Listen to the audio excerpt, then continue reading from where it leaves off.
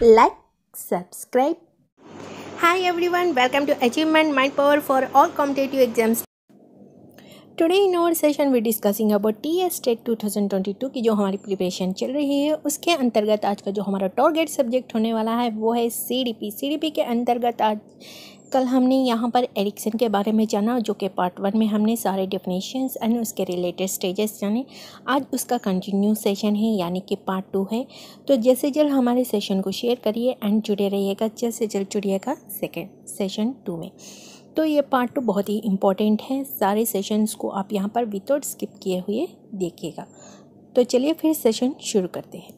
Next देखिए stage 3, initiate वेट्स guilt. Pre school है ये, 4 to 5 ईयर्स के बीच के बच्चों का होता है। Ability to be a self starter, initiate one's own activities, a sense of guilt and inadequacy to be on one's own. यहाँ पर देखिए बच्चा, यहाँ पर जो इनिशिएट वेट्स गिल्ट है ये प्री स्कूल का है, 4 से 5 साल के बच्चे के उम्र में होता है।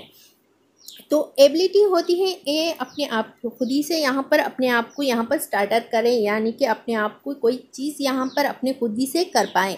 इनमें क्रिएटिविटी करने की, जो इनिशिएट न्यू थिंग्स यहाँ पर एबिलिटी करने की, न्यू सोच, इस प्रकार करने से हमें क्या मिलेगा, उस प्रकार करने से क्या मिलेगा, ये प्रकार की खोज इनमें रहती है, रिसर्च इनमें चला रहता है।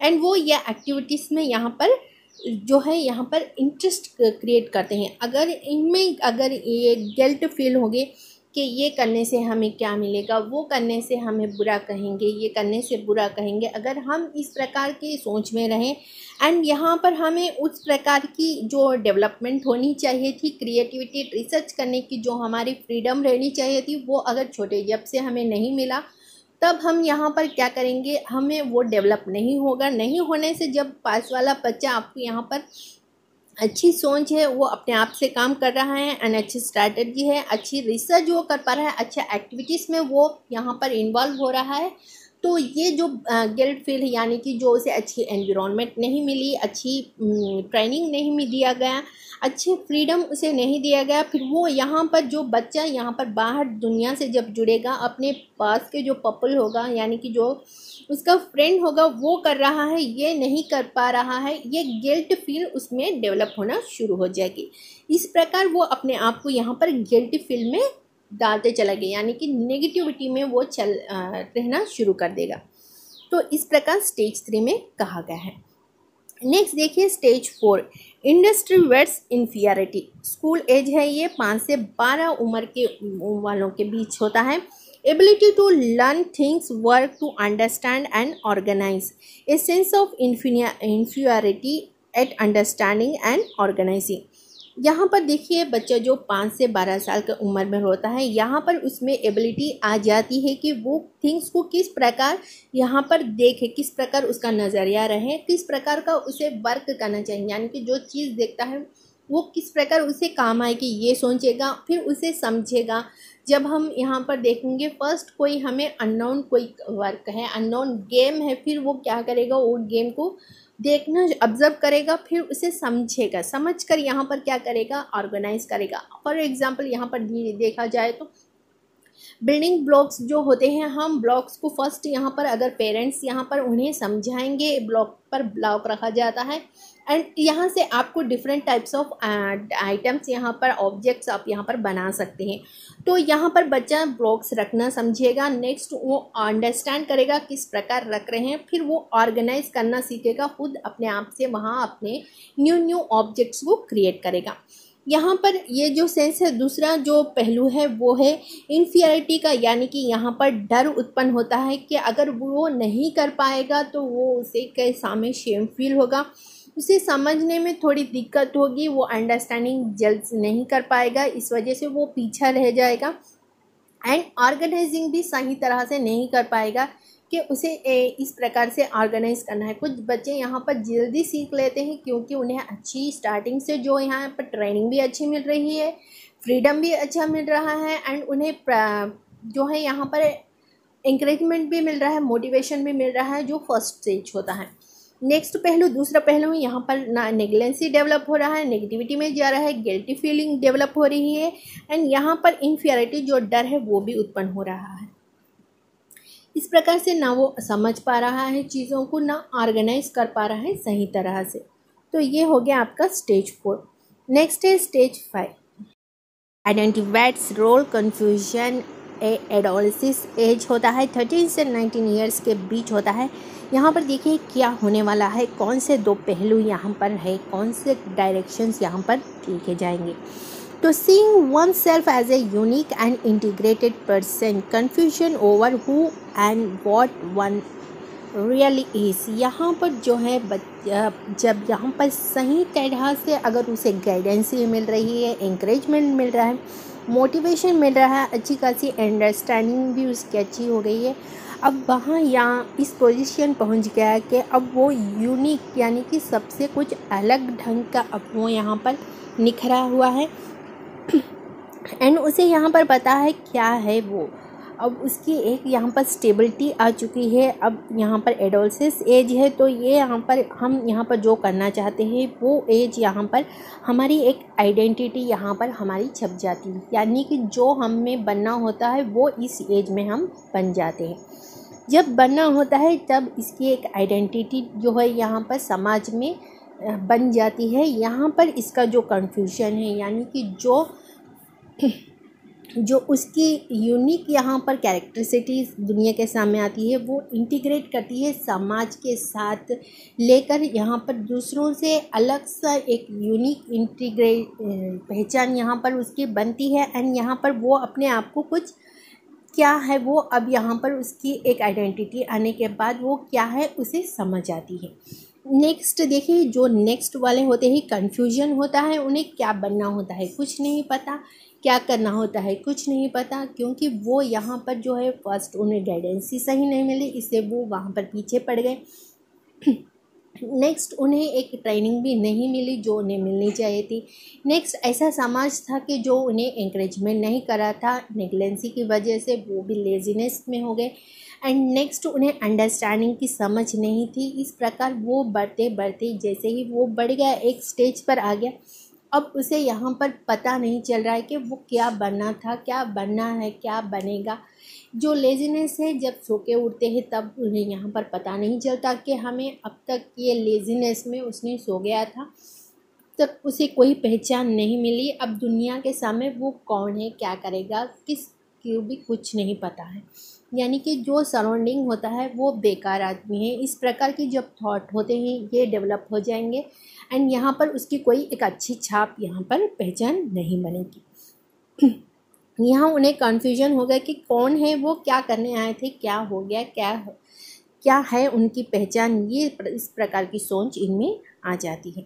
ये आ जाता है स्टेज 5 के अंतर्गत। नेक्स्ट स्टेज 6 देखिए, इंटीमेसी बेड्स इसोलेशन। यहाँ पर यंग एडल्टहुड होता है, 20 से 40 ईयर्स के बीच होता है। Ability to make commitment to others, to love, ability to form affectionate relationship. यहाँ पर देखिए इस स्टेज में इंटीमेसी बेस्ड आइसोलेशन में ये एडल्टहुड होता है, 20 से 40 ईयर्स के बीच का होता है। यहाँ पर जो इनमें एबिलिटी आ जाती है कि अगर ये कोई प्रॉमिस करे तो वो उसे निभा सके, उनमें इतने गट्स रह जाते हैं कि हम ये कर लेंगे। नेक्स्ट ऐसी अगर कोई प्रोजेक्ट मिलेंगे तो वो उसे फुलफिल करेंगे। इस प्रकार की कॉन्फिडेंट यहाँ पर आ जाती है। यहाँ पर कमिटमेंट जब वो लेते हैं पूरी करते हैं। नेक्स्ट इनेबिलिटी, ये जो है एफिशिएंट रिलेशनशिप बनाता है, यानी कि जो रिलेशनशिप होता है वो कुछ ही समय का होता है, फिर उनका भरोसा नहीं, वो निभाएंगे नहीं निभाएंगे खुद उन्हें ही नहीं पता है। जैसे मिलता है वैसे वो उसको अनुभव करते चले जाते हैं। यहाँ पर ये जब यहाँ पर एक बार प्रॉमिस कर दिया, एक बार यहाँ पर ट्रस्ट बिल्ड कर दिया, तब उसे मरते दम तक निभाएंगे। ये स्टेज 6 है। नेक्स्ट देखिए स्टेज 7, जनरेटिविटी वेड स्टैग्नेशन। ये मिडिल एडल्टहुड होता है जो 40 से 65 ईयर्स के बीच होता है। Concerns for family and society in general, concerns only for self one's own well being, यानी कि यहाँ पर ये मिडिल एडल्टहुड हो जाता है। अब यहाँ पर उन्होंने एक आइडेंटिटी बन चुकी है एंड यहाँ पर वो अपनी आइडेंटिटी बनाए, समाज में अपनी एक रिलेशनशिप बिल्ड किया। अब वो इस स्टेज में है कि अब वो फैमिली को गाइड्स कर सके, यानी कि इस पोजीशन पर वो पहुंच गए कि वो फैमिली को किस वे में जाने से वो उन्हें गाइड कर सके, उन्हें ट्रेन करेंगे। अब जो उनके बच्चे होते हैं उन्हें वो ट्रेन करेंगे, उन्हें अब फुलफिल लाइफ जो है उन्हें प्रोवाइड करेंगे, जो उन्हें चाहिए था वो देंगे, उन्हें साथ ही वो गाइडेंस देंगे। जो भी एक्सपीरियंस उन्होंने फेस की अपनी सफलता प्राप्त करने के लिए वो सारी उनके साथ शेयर करेंगे, एंड जो यहाँ पर भटकेंगे उन्हें गाइडेंस भी देते चलेंगे, एंड सोसाइटी के साथ उनकी एक पहचान बनी रहेगी जो उनके बच्चे से बच्चों तक यहाँ पर चलते रहेगी। ये एक अगर यहाँ पर अगर लोग मर भी जाते हैं तो वो एक इस प्रकार की कि अब जो हमने दुनिया में करने आए थे वो सारे हमने कर दिए, अब हमारे गोल जो है वो सारे फिल हो गए, अब हमारे करने के लिए कुछ नहीं है, अब आगे जो बच्चे हैं वो जी लेंगे। नेक्स्ट ये जो है दूसरा कंसर्न होता है, ये सेल्फ वंस ओन वेलबींग, ये कुछ नहीं कर पाते, ना फैमिली के लिए कुछ दे पाते, खुद अपने आप में यहाँ पर सोचते हैं कि हमने जो पीछे किया था वो सारा बेकार था, अगर हम वहाँ पर सेट हो जाते तो आज हमारी लाइफ कुछ और होती। इस प्रकार के डिससेटिस्फैक्शन की लाइफ में ये जीते हैं, एंड जो मरते हैं उसी सेटिस्फैक्शन के अंडर मरते हैं कि हम यहाँ पर कुछ नहीं कर पाए दुनिया में आकर भी। तो ये जो है स्टेज 7 के अंतर्गत आता है। Next stage 8, ego integrative weights disappear. Maturity होती है 65 के बाद, डेट की जो अब हमने डिस्कस किया वही यहाँ पर फुलफिल होता है।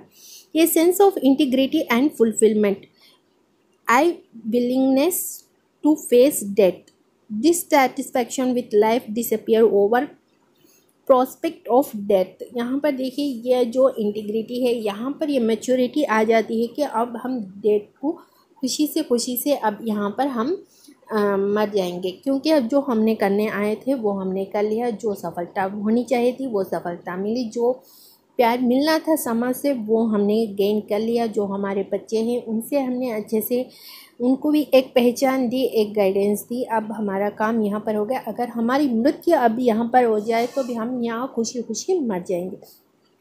नेक्स्ट दूसरा यहाँ पर जो डिससेटिस्फैक्शन होते हैं उनके लाइफ से, जो उन्होंने किया था सारा बेकार गया, जब उन्होंने बेकअप नहीं किया अब वो यहाँ पर कुछ नहीं कर सकते। इस पड़ाव पर जो यहाँ पर उनकी जो भी छाप थी वो डिसअपियर हो जाएगी वो उनके मरने के बाद भी, एंड वो इसी प्रकार से मरेंगे कि उनके कोई सेटिस्फैक्शन नहीं है, जीने का कोई लक्ष्य नहीं है, जीने का कोई मार्ग नहीं है, कोई फैमिली वालों के उन्हें गाइडेंस ज़रूरत नहीं है, क्योंकि वो ही असफलता रहे, इसलिए उन्हें सफलता के लिए दूसरों उनके जो चाइल्ड होते हैं उन्हें सहारा नहीं देंगे इस मोड़ पर। तो इस प्रकार यहाँ पर डिससैटिस्फैक्शन लाइफ इनकी होती है ईगो इंटीग्रिटी डिसअपियर के अंदर। नेक्स्ट ये कुछ हैं जो कि आज के सेशन में हमने जाने, बहुत ही इम्पोर्टेंट स्टेजेस है ये, एंड ज़रूर देखिएगा सारी सेशन को अंत तक देखने के बाद आपके जो यहाँ पर आ रही है उसकी नोट्स बना लीजिएगा हिंदी और उर्दू में, क्योंकि कंटेंट ज़्यादा रहा इसलिए हमने हिंदी उर्दू को नहीं इन्वॉल्व किया। तो कोई बात नहीं, यहाँ पर नेक्स्ट सेशन में आपको यहाँ पर पूरी नोट्स मिल जाएगी। तो नेक्स्ट सेशन में हमारे साथ ज़रूर जुड़िएगा। Until then keep smile, bye bye.